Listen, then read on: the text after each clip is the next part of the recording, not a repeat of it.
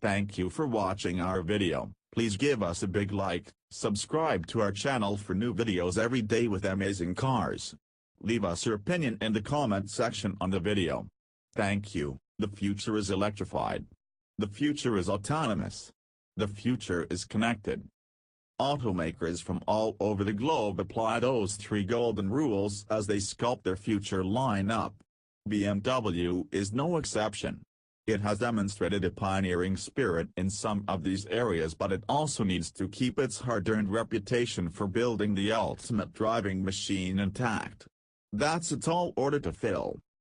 Digital Trends handed the microphone to Ralph Mahler, BMW's Director of Product Planning and Strategy, to get insight on what the future holds and how the brand aims to stay true to its roots. Digital Trends, looking ahead, in-car connectivity represents a major area of change and innovation for car companies. How does BMW see it? Ralph Mahler, connectivity is a big topic. It's one of the biggest trends, I would say, along with electrification and autonomous driving. And autonomy is connected to the connectivity topic. I think that's something which will drive a big portion of the development of future models, and there will be no limit to it. That's something we picked up on. We were the earliest ones on the market with connected drive. I think that's something which will be seen in cars for many, many decades into the future. Connectivity is a big topic. It's one of the biggest trends, I would say, along with electrification and autonomous driving. You mentioned electrification. BMW built its reputation on sports cars. Now, the firm is branching out into autonomous and electric cars. How do you strike a balance between these opposing ends of the same spectrum? We don't use the same brand for it all. We have a core brand, BMW, and then we have sub-brands which focus on different areas. BMW M is about performance, of course, and the other one is innovation with the I brand. In the core brand you find both of these things, but they're not as pronounced. The performance is with M. We always have the ultimate driving machine that has everything in it. Then we have the future of mobility topics and the innovation topics in the I brand. Is there a point where these three identities meet? Yes. Looking into the future, we're asking ourselves whether there is something like a high-performance segment within electrified vehicles. We see a couple of competitors today which have quite amazing 0 to 60 mph times. The question is whether these will form a completely new segment. 0 to 60 is not everything. It's not only about acceleration in one dimension, it's also about handling a course in the best way.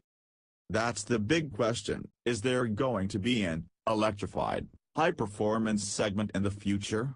So far, I think there is no car on the market which fills this segment, but that doesn't mean there won't be any. Do you see obstacles on the path to the widespread adoption of electrification? Electric mobility will take over. The big question is how fast. 2022, 2025, 2027? I'm convinced by 2030 most vehicles will be electrified in some way. Not so much mild hybrids, though. I mean either full electric or plug-in hybrid. With mass electrification seemingly on the horizon, does diesel have a future? I personally think yes. Let me elaborate. I think diesel is a very specific drivetrain. It's about use cases. Diesel isn't the right choice for everybody, but there is a certain group that still wants diesel engines. We see that especially in the light truck segment. We have certain a share of diesel customers out there who love the agility and who love the range they get on a single fuel tank. They also love the torque, which is available at low engine revolutions. Looking at what's happening in Detroit, looking at domestic OEMs, there are a lot of diesel announcements. I personally think diesel is not dead. I think there are certain use cases where hydrogen makes sense. Where do you stand on hydrogen? Hydrogen is a pretty interesting topic. One thing we see today with most of the customers who are not going for electric vehicles is that they're afraid of range limitations. With the hydrogen fuel cell, you have the same driving range you have today with a gasoline engine. But you don't have the infrastructure. You can build it, of course, but it's not going to be easy. I think there are certain use cases where hydrogen makes sense. Putting too many batteries into a vehicle to add range is not that reasonable because you add cost and you add weight. It's not the smartest solution. Thank you for watching our video. Please give us a big like, subscribe to our channel for new videos every day with amazing cars. Leave us your opinion in the comment section on the video. Thank you.